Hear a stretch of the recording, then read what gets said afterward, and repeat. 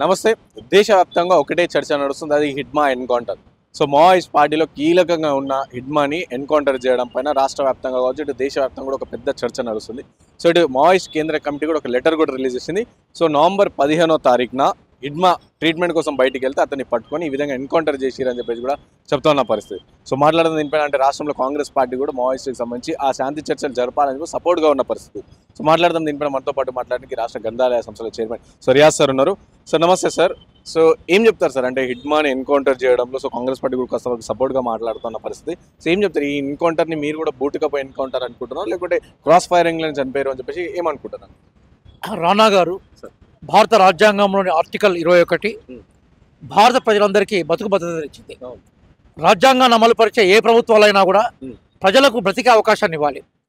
హిడ్మా ఈరోజు ప్రజల హృదయాల్లో ఒక హీరోగా గుర్తించబడతా ఉన్నాడు. ఒకప్పుడు మనం అల్లూరి సీతారామరాజు చూడలేదు, రామ్జీ గోడ్ను చూడలేదు, అట్లాగే కొమరం భీమ్ చూడలేదు. కానీ ఈరోజు హిడ్మాను చూస్తూ ఉన్నాం అని చెప్పేసి సోషల్ మీడియాలో కానీ ప్రజలతో మాట్లాడినప్పుడు కానీ క్లియర్ చెప్తా ఉన్నారు.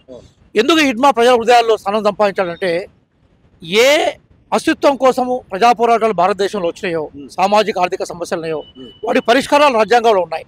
ఆ రాజ్యాంగబద్ధమైన పరిష్కారాలను చూపెట్టడంలో ప్రభుత్వాలు వైఫల్యం చెందాయి కాబట్టి ప్రజా పోరాటాలకు ప్రజల్లో మద్దతు ఉంటుంది, అది కొనసాగుతూ ఉంది. ఆ నేపథ్యంలోనే కాంగ్రెస్ పార్టీగా, అలాగే కాంగ్రెస్ పార్టీ అధికార ప్రతినిధిగా మేము నక్సలైట్ల హింసావాదాన్ని వ్యతిరేకిస్తాము. నక్సలైట్ల వల్ల బాగా నష్టపోయిన, ప్రాణనష్టం జరిగిన పార్టీ కాంగ్రెస్ పార్టీనే, కాంగ్రెస్ పార్టీ నాయకులు చనిపోయినారు. అయినప్పటికీ కూడా రాజ్యాంగబద్ధమైన పరిపాలన కోరుకునే వాళ్ళు ఎవరైనా కూడా హిడ్మాను హతం చేయడం అనే పేరుతోటి ఏదైతే ప్రచారం జరుగుతూ ఉందో, దుర్మార్గమైన ప్రచారం. హిడ్మా ఎవరి కోసం చనిపోయినాడు? హిడ్మా ఏమైనా ఆస్తులు కూడా పెట్టాడా? హిడ్మా ఏమైనా కంపెనీలను పెట్టి ప్రజలను దోపిడీ చేశాడా? హిడ్మా ఏమన్నా ప్రజలను భయప్రాంతాలకు గురి చేశాడా? అంటే కనిపించట్లేదు కదా. ఆయన చనిపోయినప్పుడు చాలా పేద ఆదివాసులు వచ్చారు. కన్న తల్లి, పేద తల్లి, పూరి గుడిస, బీదరికం ఆయన అంత్యక్రియల దగ్గర కనపడతా ఉన్నది. అంటే బేసికల్గా ఏంటంటే, హిడ్మా నక్సలైట్ పోరాటంలో ఉన్నాడు. నక్సలైట్లు చేసే హింసను మనం వ్యతిరేకిస్తాం. అదే సందర్భంలో జనజీవన స్రవంతిలోకి రావాలనే ఒక పిలుపు ఏదైతే ఉందో అన్ని రాజకీయ పార్టీలు మనం ఇస్తూ ఉంటాం. కానీ ఆ జనజీవన స్రవంతిలోకి రావడం కోసం ఒక జర్నలిస్టు లెటర్ పంపినట్టుగా కూడా మనకు సాక్ష్యాలు కనిపిస్తూ ఉన్నాయి. మావోయిస్ట్ కేంద్ర కమిటీ నుంచి ఈరోజు లేఖ రిలీజ్ అయింది. ఆ లేఖలో వాళ్ళు ఏమన్నారంటే, చికిత్స కోసం విజయవాడకు వచ్చిన వాళ్ళని బేసికల్గా దొరకబట్టి చంపేశారు. ఎందుకంటే హిడ్మా అగ్రనాయకుడు కాబట్టి చాలా పెద్ద వ్యవస్థ ఉంటుంది అతని చుట్టూ. అతన్ని ఛేదించాలంటే చాలా మంది బేసికల్గా ప్రాణత్యాగం చేసి తప్ప అక్కడికి పోయే అవకాశం ఉంటుంది. హిడ్మాను ఎక్కడో ఏదో నెపంతో పిలిపించి చంపినట్టుగా కనపడతా ఉంది. అంటే ఈ పొజిషన్తో చూస్తే న్యాయ విచారణ జరగాలని మనం కోరుకుంటున్నాం. ఏదైనా కూడా నక్సలైట్ ఉద్యమం కొన్ని ప్రశ్నలు లేవనెత్తింది. దున్నేవాడికి భూమి కావాలని, మా నాటే మా రాజ్, అంటే మా గుడెంలో, మా ప్రాంతంలో మా రాజ్యం ఏర్పడాలని, అట్లాగే అసమానతలు లేని సమాజం ఏర్పడాలని, కుల మత వివక్ష చూడకూడదనే ఒక నినాదాలతో అది ముందుకు పోతుంది.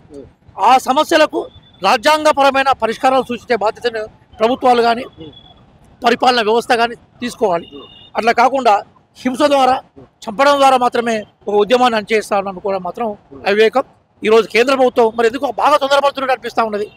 నాకేమనిపిస్తా ఉంది అంటే హిడ్మాకి చంపే విషయంలో కూడా నవంబర్ 30 వరకు డెడ్ లైన్ పెట్టుకున్నాం, కానీ నవంబర్ 18 నాడే చంపేసినాం అని చెప్పి వాళ్ళు కొంచెం హర్షం వ్యక్తం చేసి కేంద్ర ప్రభుత్వం కూడా సో ఈ విధంగా కొంచెం హ్యాపీగా ఉన్నట్టు తెలుస్తుంది.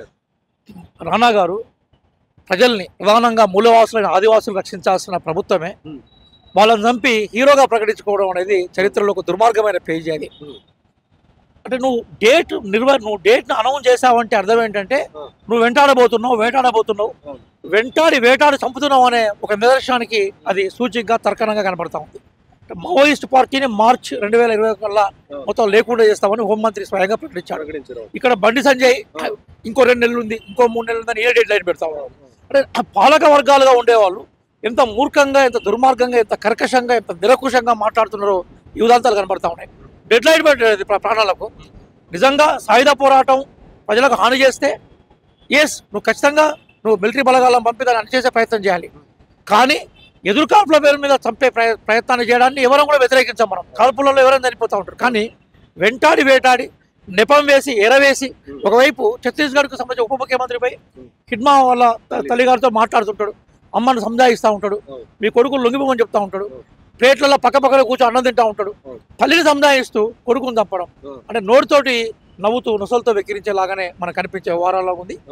ఏది ఏమైనా మనం గుర్తుపెట్టుకోవాల్సిన బేసిక్ విషయం ఏంటంటే, నక్సలైట్ ఉద్యమం కొన్ని బేసిక్ మౌలిక సమస్యల మీద ఆరంభమైన ఉద్యమం.